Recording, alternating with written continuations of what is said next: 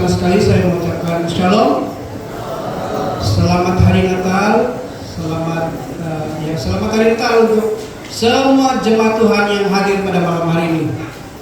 Saya waktu kita sudah terpinai-terpinai yang bersama-sama pada malam hari ini, betul-betul saya terharu. Saya dapat bertemu dengan saudara yang datang dari tempat yang jauh, dapat bersama-sama dengan kita pada malam hari ini. Posiko untuk komitmen kita datang di dalam ibadah hari ini, apapun kita punya komitmen untuk balik kampung semata-mata untuk memeriahkan lagi acara perayaan Natal kita pada tahun ini. Sekali lagi Posiko untuk tim pujian penyembahan yang dikendalikan oleh Persekutuan Wira. Sekali lagi mari kita beri tepuk tangan untuk Wira. Malam hari ini saya tidak akan memberikan kuis dan juga saya tidak akan memberi hadiah. Karena sebenarnya saya tidak sempat di pekan. Kalau saya sempat di pekan, saya mau kira-kira juga 2-3 handphone atau hadiah. Tapi aku boleh buat. Oke. Bukan handphone buat hadiah yang hasil kasih. Oke, sebelum saya menyampaikan firman Tuhan,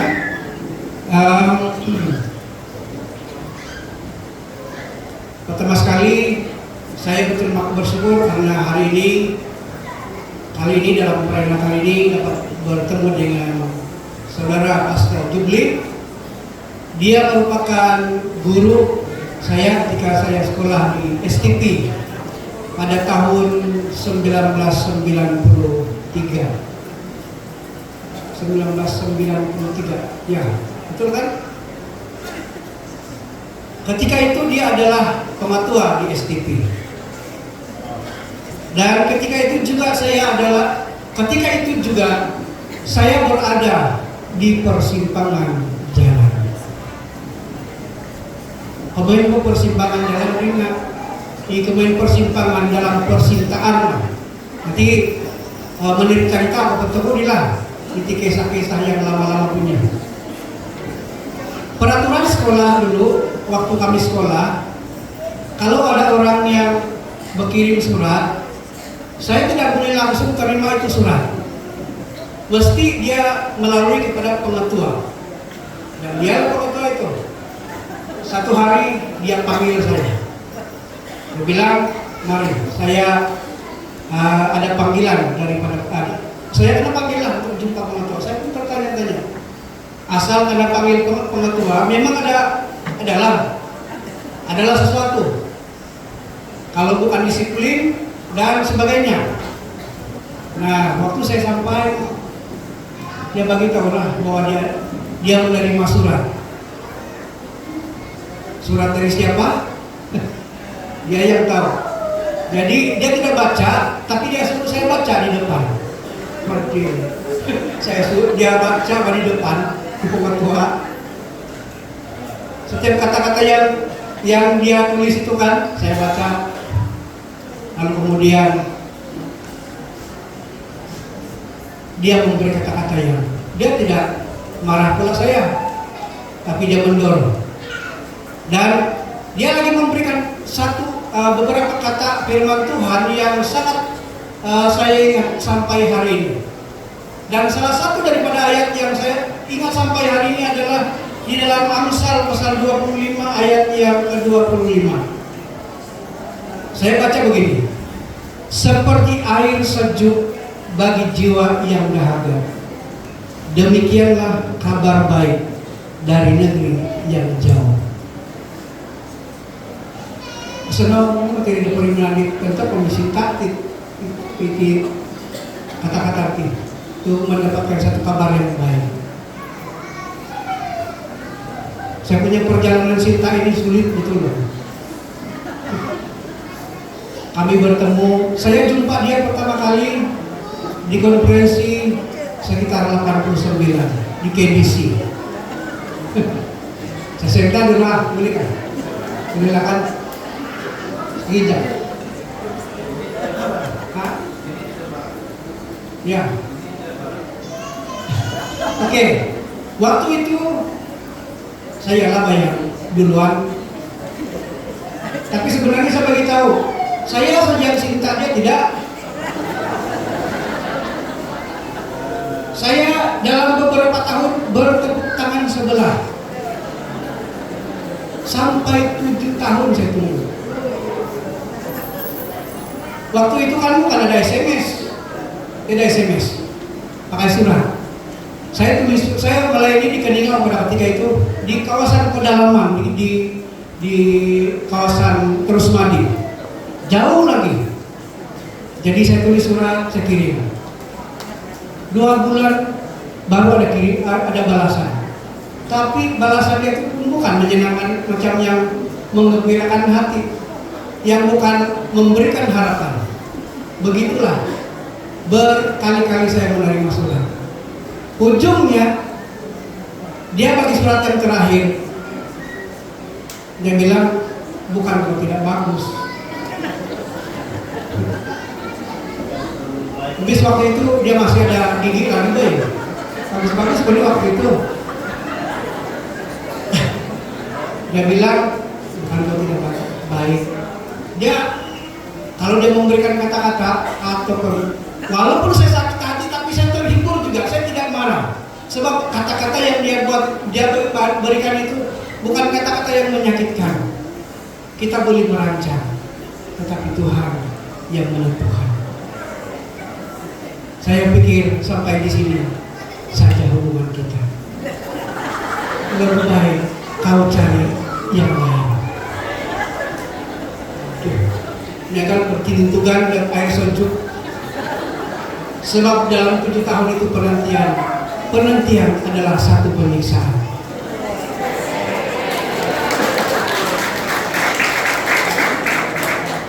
Tetapi dalam 7 tahun itu saya berdoa. Saya dapat waktu pertama kali saya jumpa dia, saya kirimlah surat, saya minta gambar. Dia bagi gambar lah. Dia bagi gambar kecil. Dan saya simpan gambar itu bertahun-tahun dalam putih. Dan itulah yang saya doakan setiap hari. Setiap hari jam 5 pagi saya berdoa. Tuhan, inilah yang saya mohon kepada Tuhan supaya firman Tuhan mengatakan, mintalah maka diberikan, carilah maka mendapat, ketuklah maka pintu akan dibuka. Inilah yang saya selalu doakan. Tetapi jawaban yang terakhir itu lebih baik cari yang lain.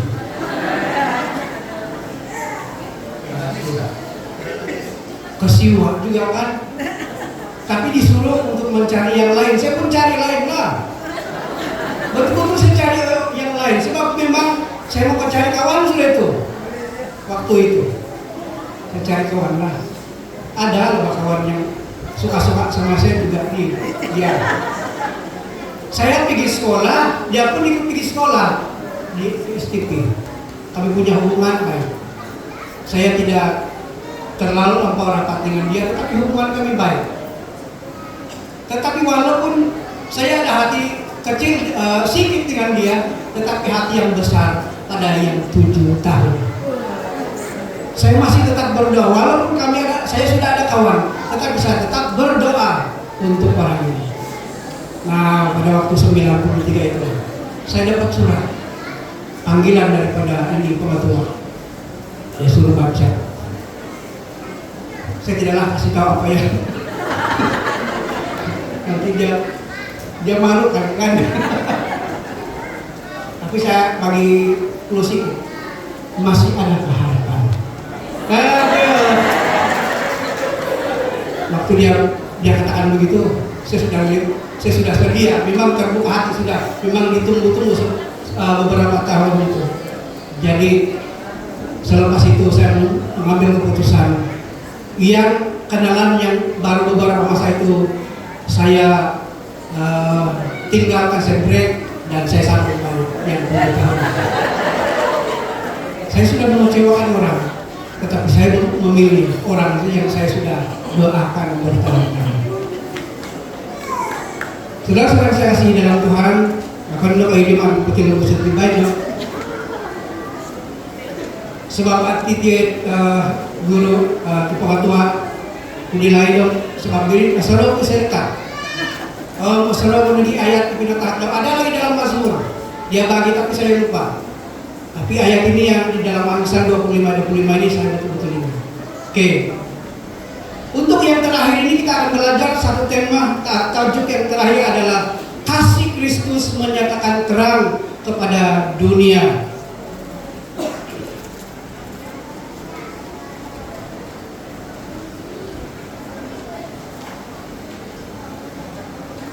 Natal adalah peristiwa kasih Allah yang terbesar bagi manusia. Ketika dunia berada di dalam kegelapan dosa, ketika manusia berada di dalam perasaan ketakutan, pada waktu manusia jatuh ke dalam dosa, maka bermacam-macam pengalaman ataupun bermacam-macam perasaan yang dialami oleh manusia, Adam dan Hawa. Tuhan berkata kepada Adam, kalau engkau makan buah pengetahuan ini kau akan mati. Tetapi iblis berkata begini, saya tahu bahwa semua dalam taman ini kamu tidak boleh makan buahnya, bukan? Maka Hawa berkata, bukan demikian. Semua dalam taman ini boleh kami makan buahnya, hanya pohon yang ada di tengah-tengah ini kami tidak boleh raba, kami tidak boleh makan buahnya. Manusia telah mengambil keputusan untuk melanggar perintah Allah. Dan iblis berkata, kalau engkau memakan buah ini, kamu akan menjadi seperti Allah, tahu yang baik dan tahu yang jahat. Dan ketika manusia atau ketika Adam dan Hawa makan buah ini, maka terbukalah mata mereka sehingga mereka tahu tentang yang baik dan yang jahat. Sebelum itu mereka tidak tahu malu. Sebenarnya mereka tidak ada pakaian pada ketika itu. Tetapi mereka tidak merasa malu. Tetapi ketika mereka memakan buah pengetahuan ini, maka terbukalah mata mereka. Lalu mereka melihat, mereka merasa malu. Lalu mereka menyembunyikan diri. Mereka berselindung karena mereka malu. Dan pada ketika itu timbullah ketakutan, keputusasaan. Tetapi saudara-saudara yang saya kasih dalam nama Tuhan, Allah tidak membiarkan manusia berjalan sendiri. Ketika manusia jatuh ke dalam dosa, di dalam Kejadian pasal 3 ayat 19 mengatakan, Adam, di manakah engkau? Ketika manusia jatuh ke dalam dosa, ketika manusia jatuh dalam dosa, Adam jatuh ke dalam dosa, Allah tidak membiarkan manusia itu pergi jauh. Allah tidak membiarkan Allah tidak menolak manusia, tetapi Allah mengasihi manusia.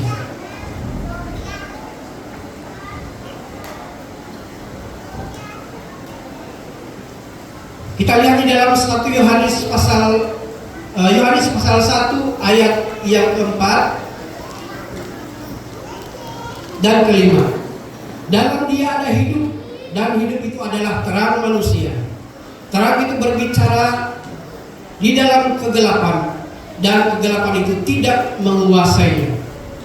Jadi saudara-saudara yang saya kasihi dalam nama Tuhan Yesus, pada hari ini kita akan melihat bagaimana kasih Kristus menyatakan terang kepada dunia melalui kebenaran firman Tuhan ini.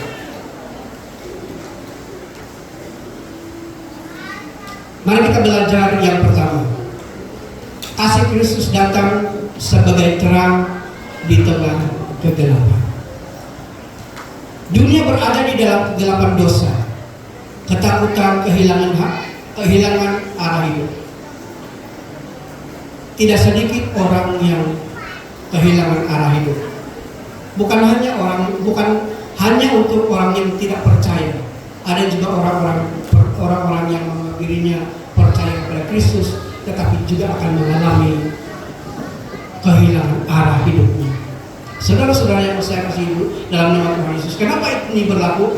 Karena dia tidak memiliki hubungan yang benar dengan Tuhan. Saudara-saudara yang saya kasihi dalam nama Tuhan Yesus, betapa pentingnya kita memiliki hubungan yang benar di hadapan Tuhan. Kita ada komunikasi di hadapan Tuhan. Kita ada hubungan yang benar. Di dalam Yohanes pasal Yesaya 9 ayat yang pertama ayat yang pertama dan ayat yang kedua. Tetapi tidak selamanya akan ada kesuraman untuk negeri yang terhimpit itu. Kalau dahulu Tuhan merendahkan tanah Zebulun dan tanah Naftali, maka di kemudian hari akan memuliakan jalan ke laut, daerah seberang sungai Yordan, wilayah bangsa-bangsa lain.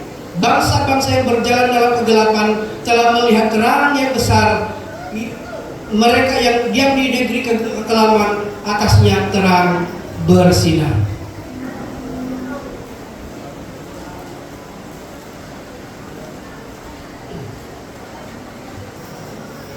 Kelahiran Yesus adalah penggenapan janji Allah untuk menghadirkan terang sejati. Kalau kita lihat di dalam Kejadian pasal 3 ayat yang ke-15 berkata, Aku akan mengadakan permusuhan antara engkau dan perempuan ini, antara keturunanmu dan keturunannya. Keturunannya akan meremukkan kepalamu, dan engkau akan meremukkan tumitnya. Janji ini telah digenapi di dalam kelahiran Yesus Kristus sebagai Masias. Kita sudah mendengar apa yang telah disampaikan oleh pengkhotbah dalam sesi pertama dan sesi yang kedua, tentang bagaimana dari bermula sejak dari kejadian sampai pada kelahiran Kristus. Dan kita dapat melihat bahwa kelahiran Kristus ini adalah merupakan satu janji daripada perjanjian lama yang telah digenapi di dalam perjanjian baru. Kristus datang memberikan harapan baru bagi mereka yang hidup di dalam keputusasaan. Saudara-saudara yang saya kasihi dalam nama Tuhan Yesus, mungkin ada di antara kita yang ada pada hari ini merasa putus asa. Saya tidak tahu apa yang menjadi pemicu kepada keputusasaan. Tetapi ada banyak hal yang membuat hidup kita berputus asa. Ada yang kita mau usahakan, tidak berjaya, kita berputus asa. Kita mencari pekerjaan, tidak mendapat, kita berputus asa. Ada usaha-usaha yang kita lakukan, kita berputus asa. Kadang-kadang kita juga kita mau datang kepada Tuhan, kita berputus asa juga. Karena semakin kita mau dekat kepada Tuhan, semakin besar goncangan yang kita alami. Semakin kita mau dekat kepada Tuhan, semakin besar goncangan yang kita alami dalam kehidupan kita, sehingga kita merasa putus asa. Tapi saudara-saudara yang saya kasihi, Yesus datang ke dalam dunia yang gelap karena dosa manusia. Yesus hadir untuk membawa terang, yang menuntun suami, yang menuntun istri, yang menuntun anak, yang menuntun keluarga untuk keluar daripada kegelapan.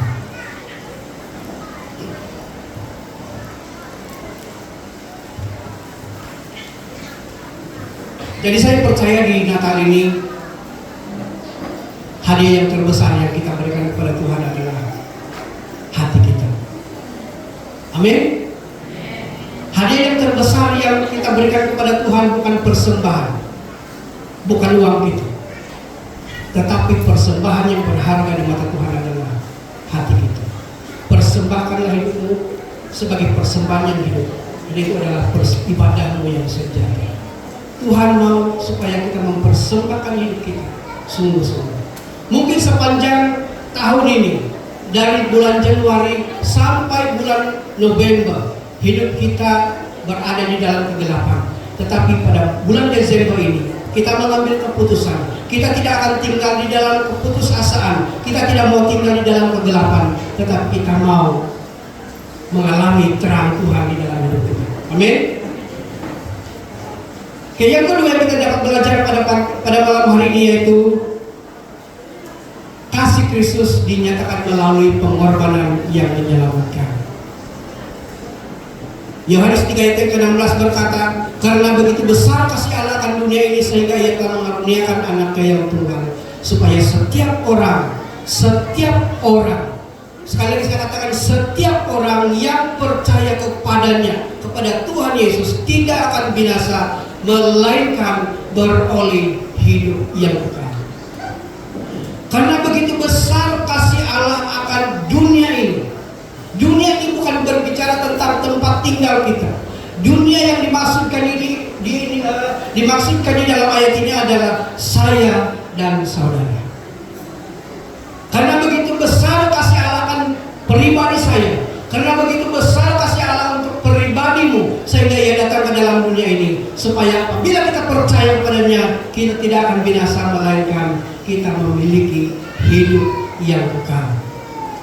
Di dalam Roma pasal 5 ayat yang ke-8, akan tetapi Allah menunjukkan kasih-Nya kepada kita oleh karena Kristus telah mati untuk kita ketika kita masih berdosa. Kasih Allah tidak berhenti pada kelahiran Yesus, tetapi berlanjut sampai salib dan kebangkitannya dari kematian. Saudara-saudara yang saya kasihi, sekiranya Yesus lahir, Yesus mati dan dikuburkan dan tidak pernah bangkit sampai hari ini, maka firman Tuhan katakan, Paulus mengatakan, maka sia-sialah imanmu. Sia-sialah imanmu, sia-sialah iman kita semua. Kalau Yesus yang kita percaya, Yesus yang kita kenal ini tidak pernah bangkit daripada kematian, maka sia-sialah iman kita.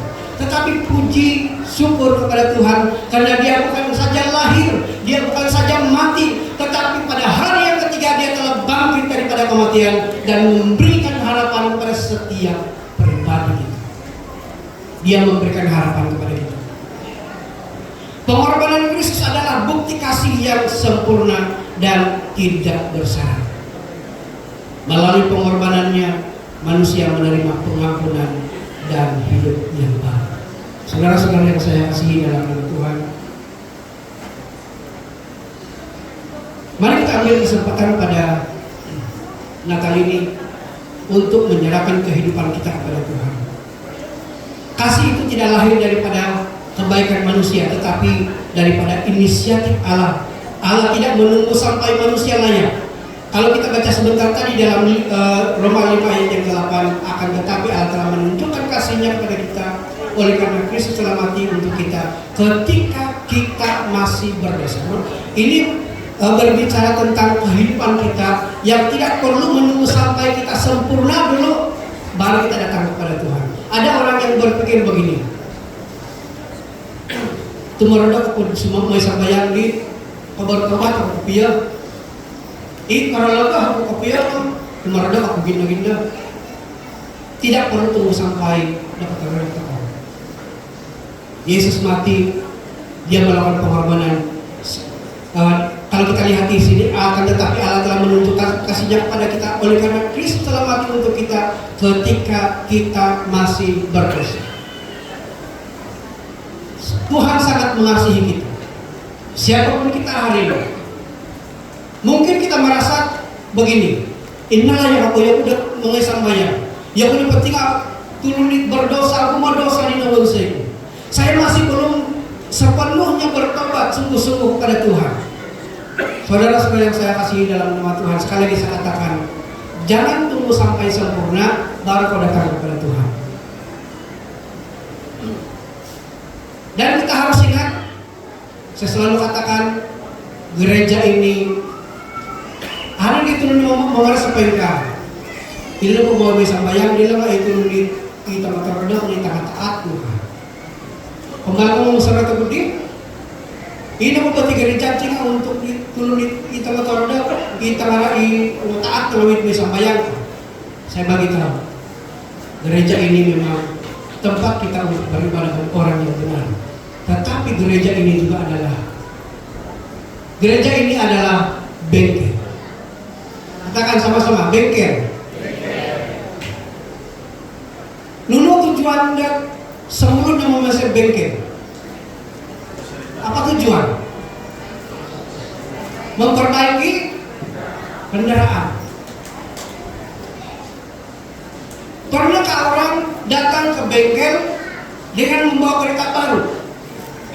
Ada atau tidak? Tiba-tiba dia datang ke bengkel, dia bilang, pakai uang saya udah hati keretaku.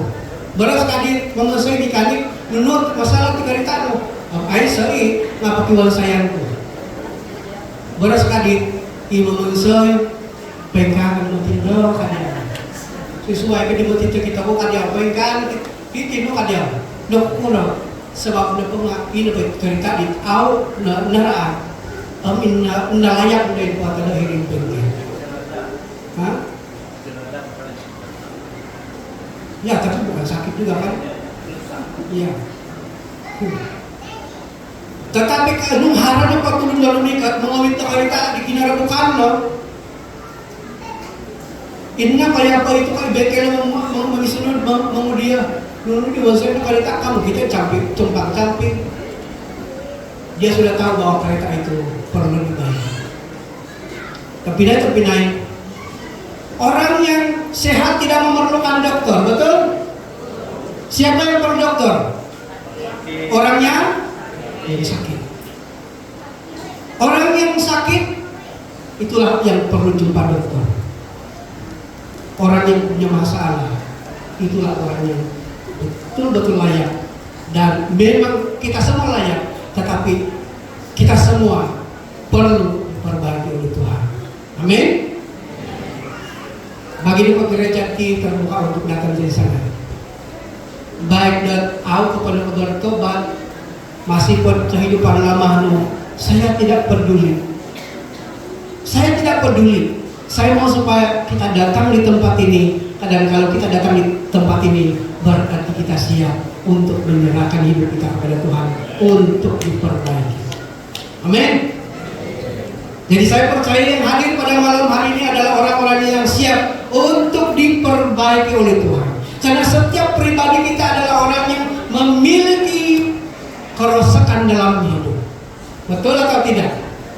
Kalau angkat tangan siapa yang tidak ada dosa hari ini, yang tidak membuat kesalahan, adakah yang berani? Saya pun tidak berani. Sebab setiap hari kita melakukan kejahatan. Bukan saja perbuatan itu yang jahat itu kita mencuri, kita berbohong, kita membunuh. Tetapi berbuat dosa ini banyak hal di dalam kehidupan kita. Yang pertama, dosa apa yang kita lihat? Coba, dosa apa yang kita lihat setiap hari? Banyak atau tidak? Apa yang kita lihat? Bila kita melihat, kita rasa berdosa. Dosa apa yang kita pikir? Dalam pikiran kita pada berbuat dosa atau tidak? Ada yang kita pandang. Baik laki-laki apa yang kau lihat, baik perempuan apa yang kau lihat, apa yang kau lihat, apa yang kau pikir, itu juga membuat dosa, kan? Dan kalau kita hitung dalam satu minggu dosa kita dari hari Senin sampai hari Minggu, awit tak buat tidak. Apalagi kalau 1 tahun dari bulan Januari sampai bulan Desember ini banyak sekali dosa kita. Dan memang kita tidak layak sebenarnya di depan Tuhan. Tidak ada satupun yang layak di hadapan Tuhan. Kalau kita mengandalkan kebaikan kita, mengandalkan apa yang kita usahakan, tidak layak karena kebaikan manusia. Ini kali jadi kain kotor tadi, nanti ketuang lagi olehnya. Jadi kita semua adalah orang yang tidak layak, tetapi Tuhan tetap mengasihi kita. Amin. Siapapun kita hari ini, betapapun dosa yang kita lakukan, sebanyak manapun dosa yang kita lakukan hari ini, saya katakan Tuhan mengasihi kita. Tuhan mengasihi engkau dan Tuhan mau supaya kita seperti orang yang menghantar kereta di bengkel untuk dibaiki.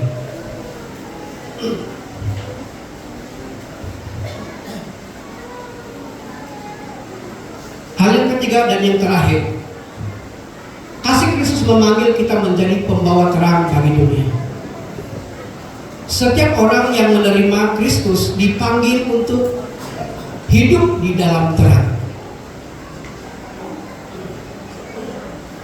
Saya baca di dalam Matius 14 ayat yang ke-16, kamu adalah terang dunia, kota yang terletak di atas gunung, tidak mungkin tersembunyi.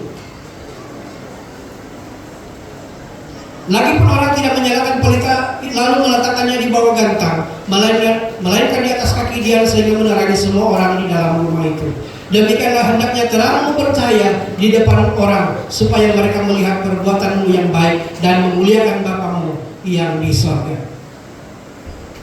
Setiap orang, setiap keluarga yang menerima Kristus, kita dipanggil untuk hidup di dalam terang.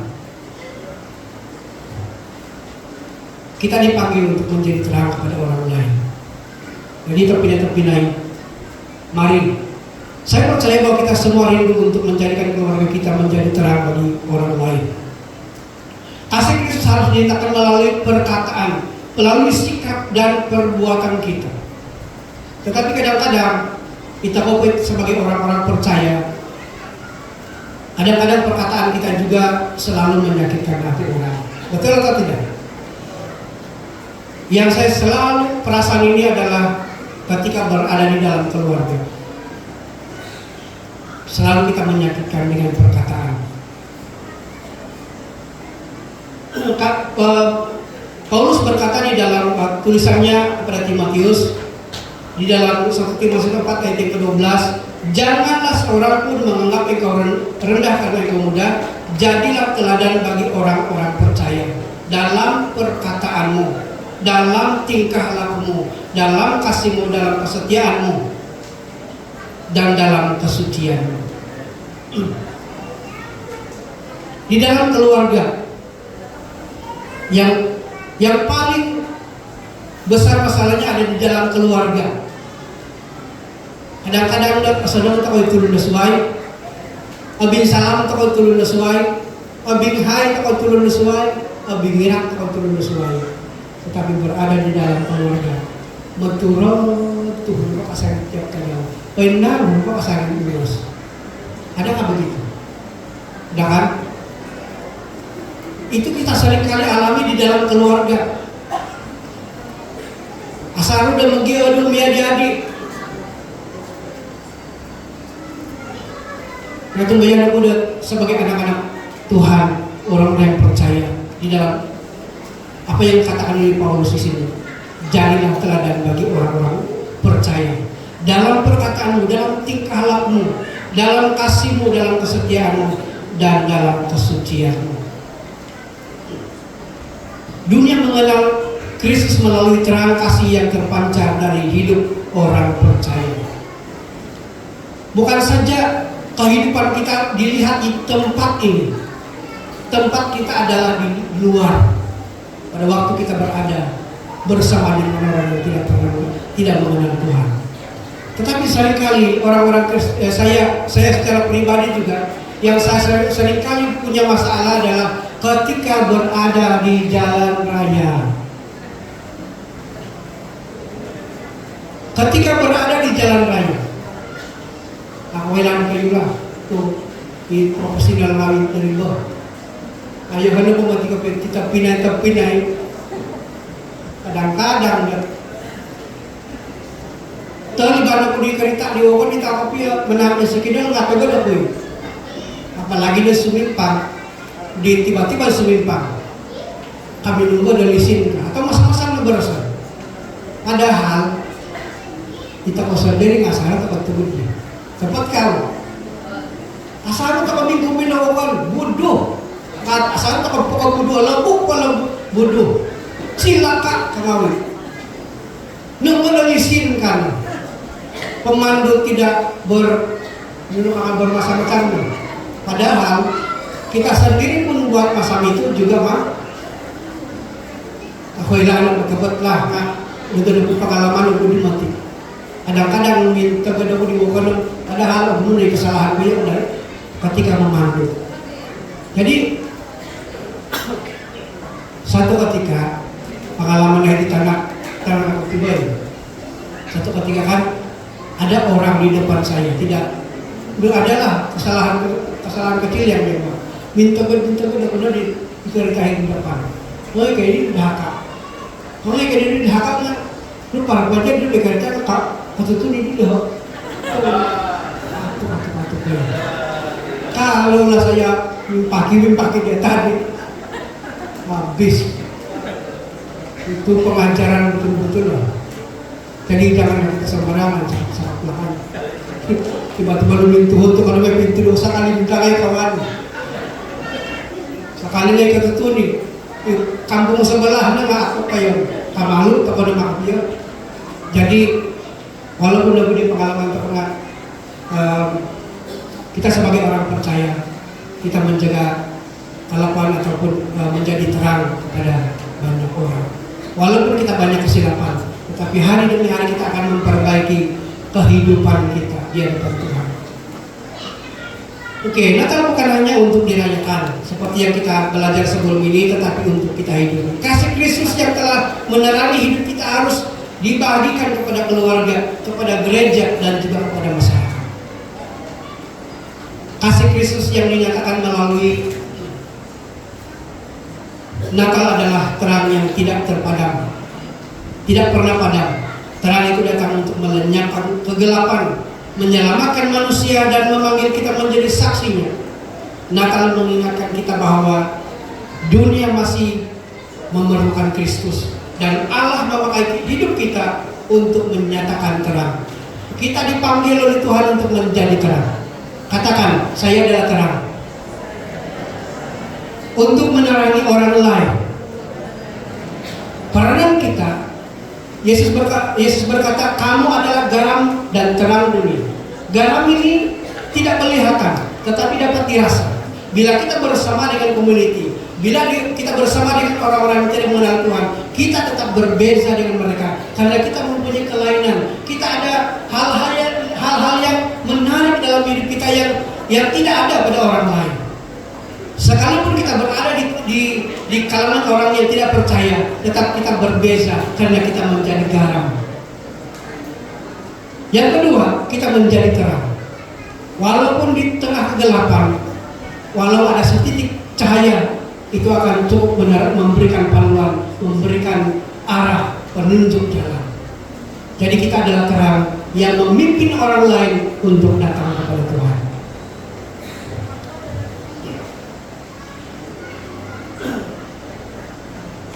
Oke, saudara-saudara yang saya kasihi dalam nama Tuhan, Yohanes 1 ayat 9, terang yang sesungguhnya yang menerangi setiap orang sedang datang ke dalam dunia.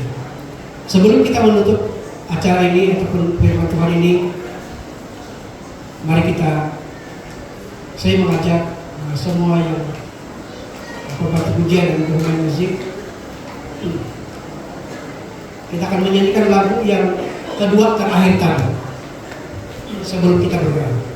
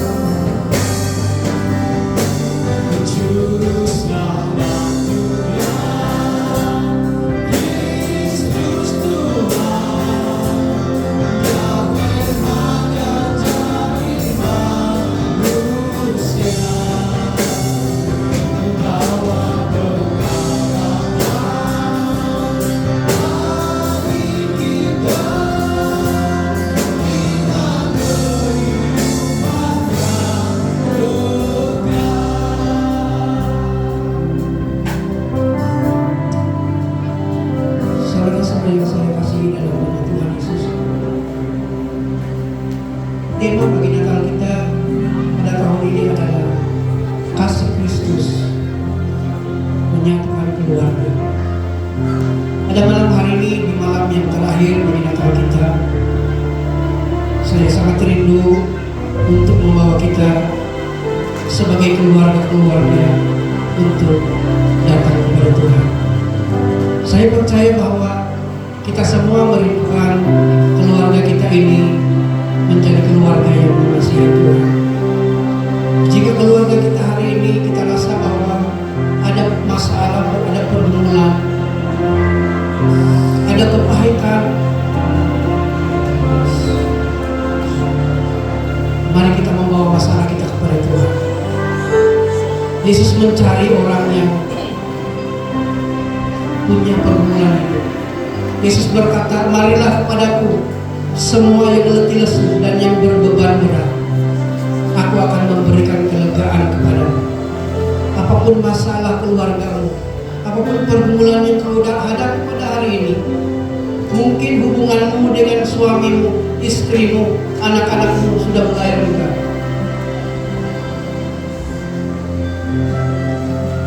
Tapi sebenarnya kau tidak mau hari ini berlaku.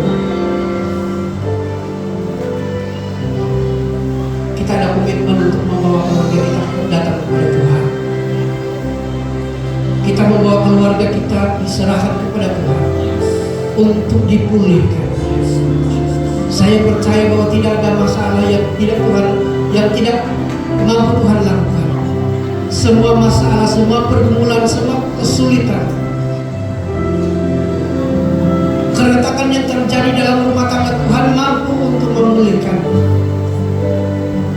Karena Yesus hadir untuk, dan memang tujuannya untuk memulihkan kita semua.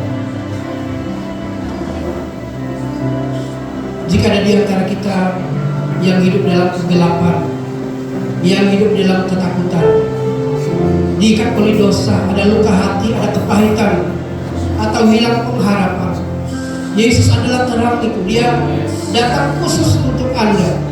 Dia datang khusus untuk Anda. Yesus datang khusus untuk Anda malam hari ini. Terimalah kasih-Nya dan biarlah terang Kristus memenuhi hidup. Bagi kita yang telah mengenal Kristus, mari kita memperbaharui komitmen kita untuk hidup sebagai pembawa terang. Biarlah melalui hidup kita kasih Kristus dinyatakan dan banyak orang merasakan terang Tuhan dalam hidup kita. Apakah hadiah yang sangat berharga yang dapat kau berikan kepada Tuhan malam hari ini, di malam Natal yang terakhir ini? Persembahan yang terbaik adalah hidupmu. Persembahan yang terbaik yang Tuhan mau, bukan hartamu. Tuhan mau bersembah. Tuhan mau supaya hidup kita dipersembahkan menjadi persembahan yang hidup. Haleluya. Siapapun ada di dalam keluarga, kalau ada berdekatan malam hari ini, bolehlah berdekat-dekatan. Mungkin kita ambil masa untuk berdoa. Kalau boleh, kamu saling mengampuni. Saya pasti bahwa di dalam keluarga pasti ada masalah, ada pertengkaran yang berlaku, yang sulit untuk kita lepaskan, yang mengikat, yang membuat kita rasa kepahitan terhadap keluarga kita. Mungkin istri, mungkin suami, mungkin kepada anak-anak. Kalau boleh, ambillah kesempatan malam hari ini. Kita bersama dengan keluarga kita masing-masing. Dan kalau kita tidak dapat berdekatan bersama, bawalah mereka di dalam doa. Mari kita sama-sama. Kalau saya percaya bahwa setiap pribadi kita malam hari ini kita memiliki keluarga masing-masing, dan kita berdoa secara khusus untuk keluarga kita. Mari kita berdoa untuk keluarga kita. Mungkin keluargamu ada di sini, mungkin ada juga keluargamu di rumah yang tidak sempat untuk datang bersama-sama malam hari ini. Kau punya beban yang berat untuk dia, kau punya kerinduan terhadap dia, supaya dia pun dipulihkan oleh Tuhan. Malam hari ini mari kita berdoa. Mari kita angkat tangan kita bersama-sama, tanda komitmen. Mari kita angkat tangan kita dan kita berdoa. di surga, Bapa yang kami kenali dalam nama Yesus, malam hari ini Engkau melihat setiap pribadi yang ada di tempat ini. Engkau mengasihi kami semua. Bapa di surga, kalau memperhitungkan kesalahan kami memang adalah orang-orang yang berdosa dan yang tidak layak. Tetapi bukan karena kelayakan kami Engkau memilih kami, tetapi itu adalah karena anugerah-Mu, kasih-Mu yang begitu besar Tuhan. Malam hari ini saya mau berdoa untuk setiap keluarga, suami, istri, anak-anak yang ada pada malam hari ini. Jika ada di antara mereka yang mempunyai persoalan hidup, jika ada di antara mereka yang ada masalah hubungan, mulai renggang, mulai tidak lagi sebaik yang dulu, malam hari ini Engkau datang untuk memulihkan keluarga ini. Engkau menyembuhkan luka mereka ya Tuhan.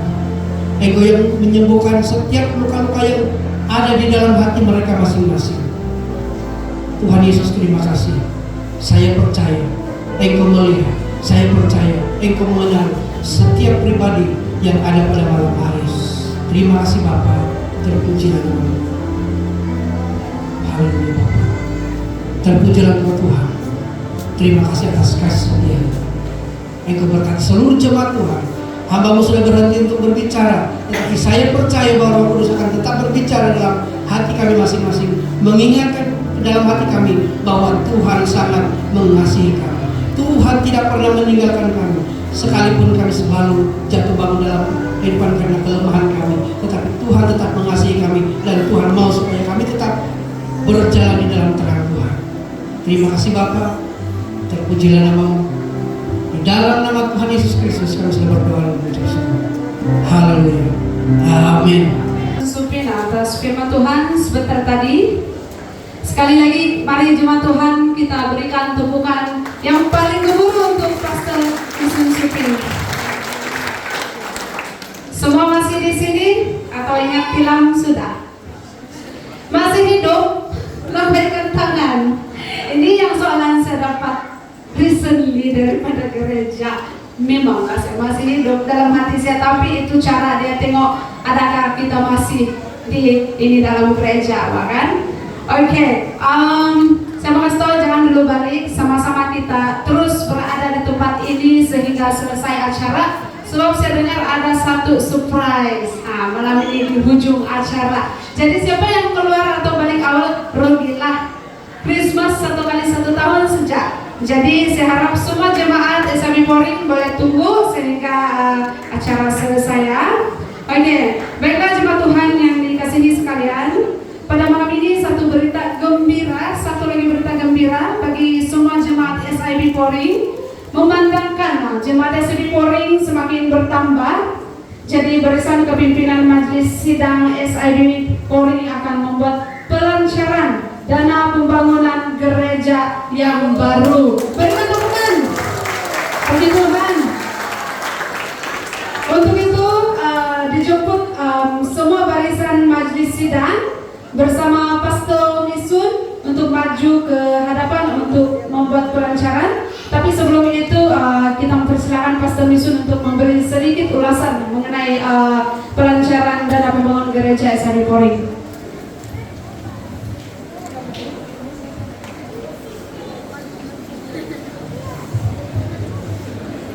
Shalom dan selamat malam.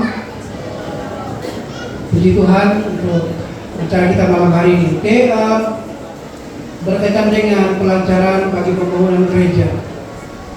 Sebelum itu saya mengimbas kembali tentang sejarah pembinaan gereja.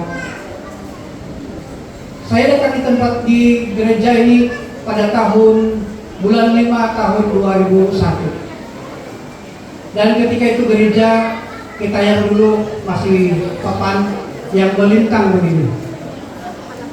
Hari demi hari jumlah jemaat bertambah dan tidak menampung ruangan, dan kami menambah. Saya rasa saudara Jenis masih ingat lagi kan itu permulaan itu. Dan selepas itu pada tahun 2003 Masyarakat Majelis Gereja telah merancang untuk membina gereja yang sebesar inilah, kecuali yang ini dirancang 32 kali 62 ini. Dan keuangan sidang pada ketika itu di bawah 5.000 dan tidak mungkin untuk dapat membangun sebuah gereja. Tapi saya katakan kepada pemimpin pada ketika itu, sebelum itu gereja ini sudah mendapat peruntukan daripada pusat, dan peruntukan itu telah diambil kembali untuk membina itu pasal Wisma pasal 2. Jadi saya katakan kepada pemimpin ketika itu, kita tidak perlu mengharap dana dari pusat ataupun daripada pemimpin, tetapi kita mau berdiri di atas kita sendiri. Kita mulai untuk membangun. Lalu sayangnya sebenarnya antara perancang untuk pembinaan ini, gereja ini adalah Pastor Jekol. Pada waktu itu dia masih diken lagi. Pada ketika itu. Dan kami telah merancang dan membawa jemaat semua, bukan saja wira, tetapi sampai ibu-ibu. Mana si pembina? Mana si pembina? Juga ada si pembina. Dia adalah antara orang yang paling kuat menarik kayu dari atas. Kami tarik kayu sampai malam. Ada yang sampai di tempat ini jam 8 malam. Tarik kayu. Selepas kayu disiap, ditarik semua, kami mulai pembangunan. Kami bongkar gereja lama dan kami bangun ini. Dalam hari Senin mulai pembangunan, hari Sabtu sudah pasang atap, dan pada hari Minggu kami beribadah. Tetapi belum ada tiang macam inilah yang baru tiang-tiang ini. Saya katakan, kita sudah ada bangunan gereja, kita sudah ada atap, tetapi kita belum ada dinding. Siapa-siapa yang ingin menyumbang satu bandel bata, bolehlah menyumbang. Satu jemaat menyumbang. Ada yang persendirian menyumbang, ada juga yang kongsi menyumbang, dan ada juga yang sudah siap, ada juga yang menyumbang wiring saja. Dan puji Tuhan, karena kita sudah melihat bagaimana pembangunan gereja yang sudah kita lakukan sekarang ini. Tetapi ketika saya melihat kehadiran kita kemarin, dan kita melihat kita memandang 5 tahun, 10 tahun ke depan, saya percaya ruangan ini tidak muat lagi. Maka gereja, kepimpinan gereja sudah mulai merancang untuk membina gereja yang baru. Persoalannya mana tempat kita membina gereja? Kan tempat kita membina gereja adalah di sini juga. Sini juga. Tempat inilah tapak kita. Kita akan pasang, yalah, nanti kita akan lihat. Baru kami ada di antara kita yang sudah melakar bangunan itu, dan kita akan pancarkan sebentar nanti. Dia belum siap, memang begitulah permulaan, dan itulah yang kita mau doakan supaya kita dapat bermula. Asal bermula, saya percaya apabila kita bermula, itu tidak akan berhenti sebelum siap.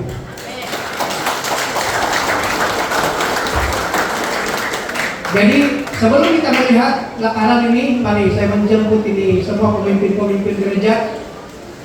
Ini bukan, saya tidak berbicara sendirian. Saya berbicara ini atas hati kami semua sebagai pemimpin-pemimpin gereja, untuk melihat keperluan kita, untuk melihat apa yang sedang kita impikan di dalam gereja ini. Karena dalam 5 tahun, 10 tahun akan datang ini, kita memerlukan ruangan yang lebih luas lagi. Dan kita akan melancarkan sebentar.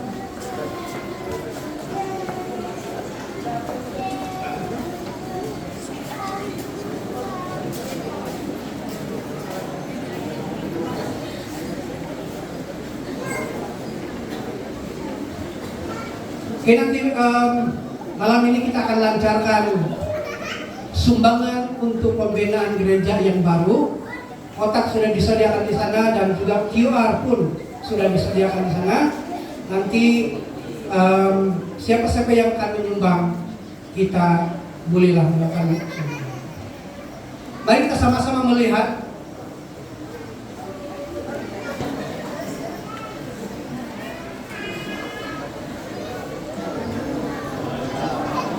kira-kira begini. Karena kita punya tapak ini bukan rata, dia memerlukan tiang. Jadi kita perlu tiang yang ada tongkat-tongkat beginilah. Ya, kira-kira begini.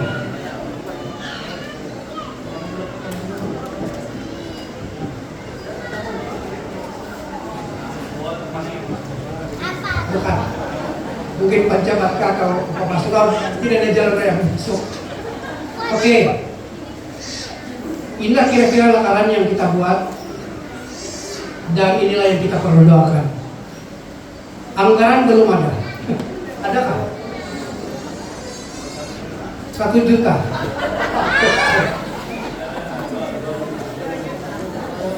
Saya rasakan mungkin tidak cukup dengan 1 juta, kasih 2 juta. 2 juta lah.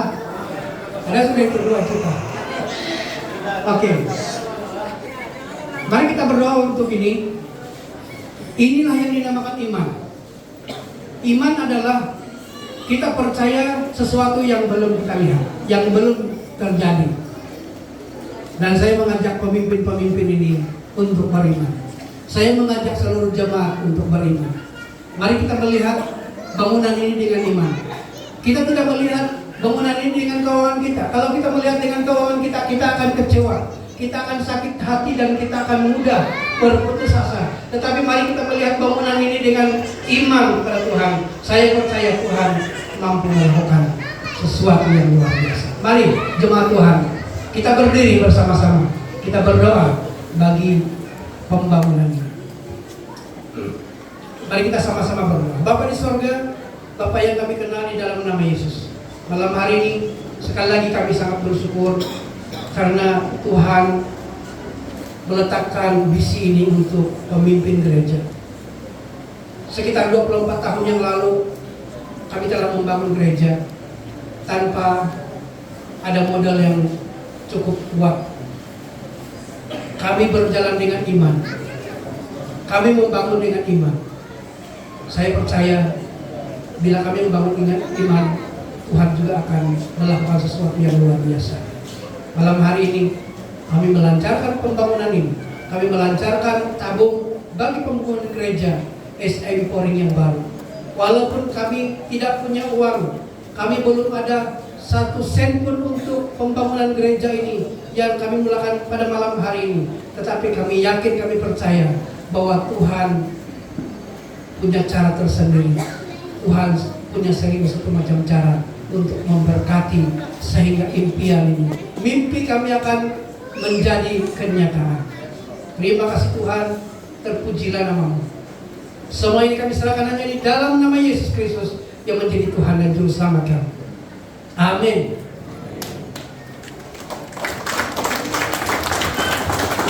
Oke, untuk jemaat yang mau buat derma, silakan. Ada kotak di hadapan, boleh QR, boleh cash.